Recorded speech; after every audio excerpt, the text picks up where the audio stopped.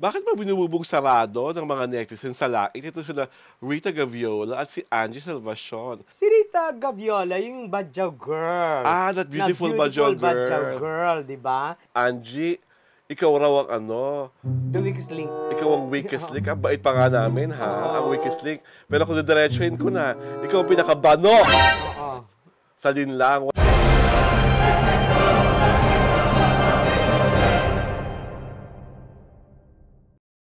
So, Mare, pag-usapan na nga natin itong ating easy chikahan. Sino ba muna itong bakit ba binububog sarado ng mga netizens sa lakit? Ito sila Rita Gaviola at si Angie Salvacion.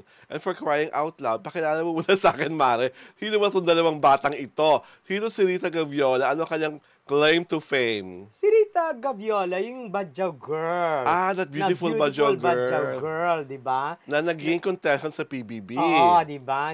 Okay. Yun ang claim to fame niya, di Oo, ba? at isa pang claim to fame ni Rita Gaviola, I heard, is engaged na ata siya. Oo, di sa jowa. Sa kanyang diba? jowa. No, Okay. may anak na ba? That I do not know. Kung may anak, should we care? Oo. Ayaw ko, basta. Whatever! Loka Ikaw, ka. ginagaya ko lang yung mga drama mo, should we care? Ikaw yun eh. okay. Inunanak na sa punchline. Ganon, my Okay. God! So, kay Rita muna tayo, bakit siya inaaglahi ng mga netizens? Ano naman ang kasalanan niya? Kasi nag-live selling siya. Ah, okay. Nag-live selling siya. So, siyempre, live selling, di ba? Naka-video, chuchu.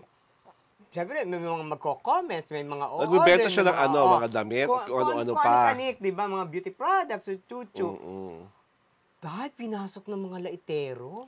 Okay. Binas siya.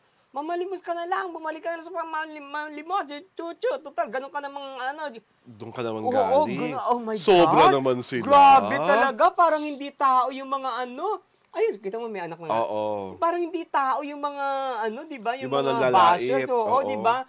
So, sinagot niya, talagang teary-eyed na siya. Oo. Hindi niya lang po alam kung anong pinagdaanan ko. Mm. Tapos sasabihin niyo, mamalimos na lang ako uli, na dahil badyaw ako, Oo. mamamalimos na lang ako uli.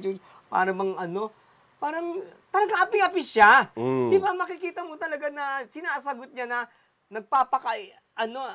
Mas mapagpumbaba pa ang kanyang loob. At saka nagpapakatatag siya. Oo. Di ba, parang, my God, these mean Filipinos, they are so heartless and rude and uneducated at mga walang manners, My God, di ba? Parang naghahanap buhay yung tao. Nang matino, matino, hindi nagnanakaw, katulad ng ibang mga, alam niya, truth. Ayoko na.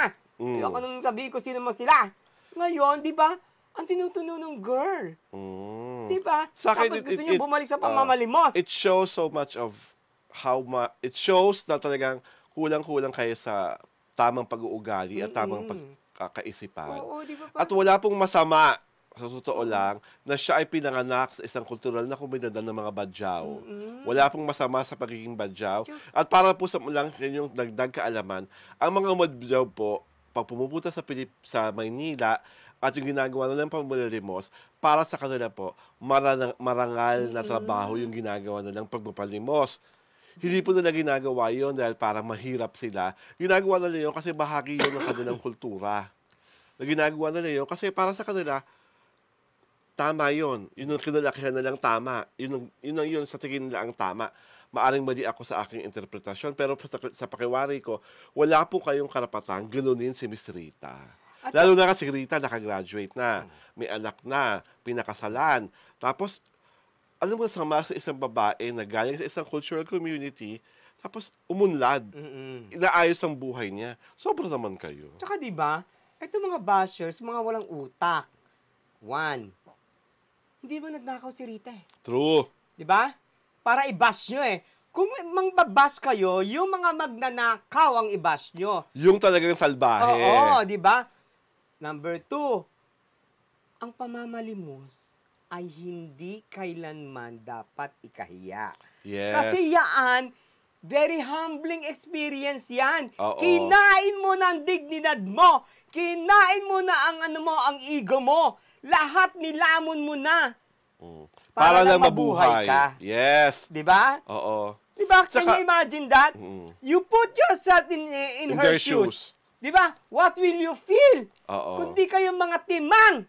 Mga gago. Kesa magalit kayo at laitin siya, di tulungan nyo na lang. Oo. Bumili na kayo ng mga produkto niya, nakatulong pa kayo. At saka ito nga, naghahanap buhay nga eh. Binuburaot nyo kung di kayo mga baliw kayo, di ba? Ewan ko. Legal ang paghahanap buhay niya. Nagla-live selling, tapos kokomentan nyo ng ganon. Alam mo yun, mga walang turo mga magulang nyo, ha? Hindi kayo pinalaki ng tama, day. Sigurado kami Diba? na bagsak kayo sa good manners and right My God. conduct. Diyos ko, Diba? nakakaloka. Ano naman tong drama kay Angie Salvacion? Bakit naman siya bugbog sarado, Mars? Eto kasi Teka, sino muna si Angie? Nako, hindi ko na alam kung ano yung pinagmulan ni Angie. Pakipaliwanag sa akin, sino ba si Angie Salvacion? Nako, ayoko nang paliwanag, ano? Saan galing planeta ito at bigla na bumulaga? At of all places, Oo. sa isang pagkaganda-gandang programa. Salin lang, Angie, ikaw raw ang The weakest link. ikaw ang weakest link. Ang bait pa nga namin, ha? Oo. Ang weakest link. Pero kung didiretsuhin ko na, ikaw ang pinakabano. Oo. Salin lang, wala kang kakwenta-kwentang umarte. Kaya takanta ang lahat. Yung mga subscriber nga daw, iba nagre-reklamo. Nagbayad kami ng mahal sa mapapanood ka namin. Yun ang reklamo nila. Ano bang problema ito, man? Talaga bang hindi marunong umarte? Ay, hindi ko kasi napanood. Pero yung nabasa ko sa X, ay talagang lait to death sa kanya na acting niya, di ba? Chuchu-chuchu. Ngayon, ang problema kasi, parang yung mga nanlalait sa kanya, do they know what fine acting is? Well, kasi naman, Mars, sa totoo lang, hindi mo naman kailangan maging expert para malaman mo kung what fine acting is. Kasi nakita ko yung eksena. At least Pinasabi nakita mo. nila, napanood ko. Talaga Oo. namang, parang tong ihang to, parang dapat kinurot mo muna ng matinding makita sa singit. Para man lang magkaroon ng emosyon. At may eksena siya, dapat lumuluha. Hindi lumuha. Hindi lumuluha. Parang ilang... Baka nagbara yung charot, yung tear ducts, charot! Diba? Hindi po patak! Dito ba nabambit? Oo. Dito ba lang eye mo? Oo. Pero more than that talaga, she was not in the zone. Hindi mo nararamdaman yung pighati, yung confusion, yung everything that her character... Gusto mong gumaling siya? Pasampal natin. Pasampal sa Maricel Solano. Pasampal mo kay Inay. Diba? Pero marami na rin naman kinampal si Inay nung unang panahon. Hindi pa rin gumaling. gumaling. Pasok, Dieter Ocampo. Oh my God! Diyos ko, Lord. Hindi, pero sa akin sana lang, kasi kung alam niyo po namang ganun pa kahilaw si Angie, marami naman pong teenage stars sa ABS-CBN na talagang mahuhusay. Diba? Saka yung collab team niya rin naman doon sa... Sino ba yung collab team? Pero yung manliligaw na sinama dyan sa Linlang, lembot-lembot din naman. Parang hindi ka naman gagana sa kanilang dalawa. Baka nakipagsabayan lang yung dalawa, no? Sa isa't isa. Leveling. Oo. Diba? Ay, ganyan pala acting niya ang binibigay mo. Ganito rin yung acting Sa binibigay ko. totoo lang, alam nyo, sa inyong dalawang bata, tatakbo ang Linlang kahit wala kayo. Ay, ang taray. Buti nga, di kayo pinapaharap sa press con, no? Ay, my Sino ba God. may pinaharap ko sa press con? Aray ko. To your face, sabihin ng mga pandalibak sa inyo. Oh my God. Diba? At ang hirap nyo ipagtanggol. Kasi merong mga video clips na nakakakita talaga ng kakulangan nyo sa pag-arte. So sa akin na lang, don't take it against the people who are bashing you. Ang gawin nyo, mag-aral. Constructive criticism naman yata ang dating dapat. Mag-aral, mag-workshop. Kasi ang acting skill, natututuan yan. At talaga nilalagay mo ng puso. Nilalagay mo talaga yung sarili mo doon sa katauhan mo. Skill siya. Not unless, of course, si Adjun Abrenica ka, di ba? Ay! Or si Richard Gutierrez ka. Ay, grabe ka naman Di kay ba? Na Richard talagang Gutierrez. lagi pinagdududahan kung marunong talagang umarte o hindi. Kay Richard nga, nagkapag-asa din. Di ba? Nakita mo naman sa magaling naman sa siya, Iron no? Heart. May expression na yung mata niya. Pero kay Aljur, naku, alam mo, Aljur, dapat congratulate po rin isa pang Richard. Yap. Grabe ka naman kay Papa Richard, yan. Marunong naman siya umarte, no? Naku, parang silang dalawa ang dapat wag tularan ni Ano? Angie. Diyos ko, you think tinularan ba ni Angie? Sino dapat ito? Sino bang artista, sino bang batang babaeng actress ang banong umarte? Na pwede natin pangalanan na dapat magtularan ni Angie. Names ultra balita kayo ng actress kang banong-banong umarte. Ay, Liza Soberano, pasok. Oo. Diba? Baka ikaw lang idol ni Angie. Oo. Diba? E di yung Sino pa? yung kakambal ni si Cassie ba yun?